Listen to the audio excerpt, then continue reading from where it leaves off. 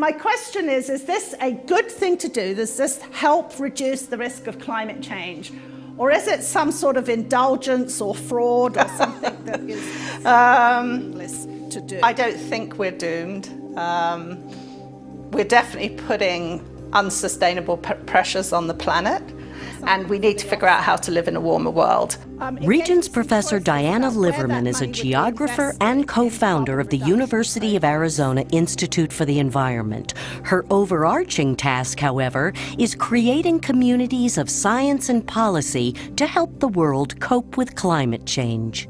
So I've got a series of projects, again, many of them with my graduate students or collaborative, which is to understand the process of adaptation and what will make it successful, and also whether there are limits to adaptation. I mean, are we going to get to the point where in parts of the world it's so warm that you can't even grow the same crops anymore and you've got to really do something very dramatic? Or are we going to have to move cities away from the coasts? And that is a very serious policy question, but it's a fascinating research question. Yeah. I mean, Zach is... In addressing these problems, the Institute, co-directed by Jonathan Overpeck, taps into the UA's pool of talented researchers from across campus. To see a new professor in English who teaches environmental writing, talking to a new young guy in economics that works on environmental economics, talking to an atmospheric scientist, is really what the Institute is about. As a geographer, Liverman is accustomed to interdisciplinary collaboration. The discipline has two sort of major components to it, physical scientists and social scientists. So she understands both environmental kinds of questions as well as the human questions that go along with the environments in which those humans live.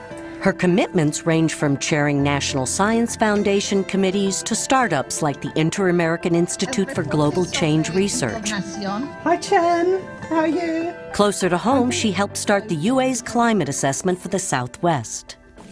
It's one of the original editions of Silent Spring.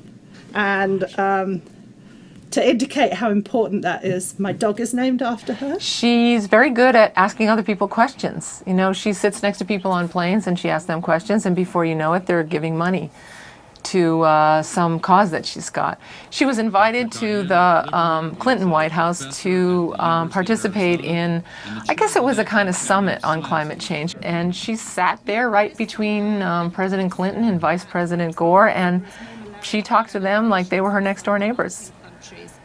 I mean, she's very comfortable, I think, because she believes in what she's doing. Her worldviews were shaped in part by her early years. I was born in Ghana, in West Africa, because my dad was working for the British government and they were building a very large dam in Ghana. And that actually gave me interest in sort of water and environment from quite an early age. But I think the thing that my parents did that had the most enduring impact was that every holiday they would take us to a British national park, and we would rent some old beat-up cottage and go hiking and go swimming. And I think going to all those different national parks really gave me a love of sort of the landscape. You haven't really explained what an offset is. So here, this is what I have. Probably the most rewarding part of my career has been working with graduate students over the years and learning from their ideas, and the fact that every year you can have a new set of graduate students that sort of re-inspires you and re-enthuses you, even if you're feeling a bit burnt out. Whenever I need her help or advice, like, she's always there. I send her an email and she gets back to me immediately wherever in the world she is. Like, sometimes I don't even know she's not here. So she's very available. Liverman's former students are doing research and serving on committees around the globe. As geographers, however, she and her students are also big on field work. A lot of the work we're doing now, and that my graduate students are doing now, is looking at various policies that are coming in, either protecting forests or providing money to help with adaptation to sea level rise, and actually seeing if those policies are working in the communities. Of course, the other role of graduate students is to dog sit. It's more like I have an awesome house with a pool, and like you can eat whatever you want and drink whatever you want. Oh, and there's also a dog. When she's not in the field, serving on international committees, or teaching, Liverman enjoys spending time with friends in a local Tucson book club or poking around in the desert.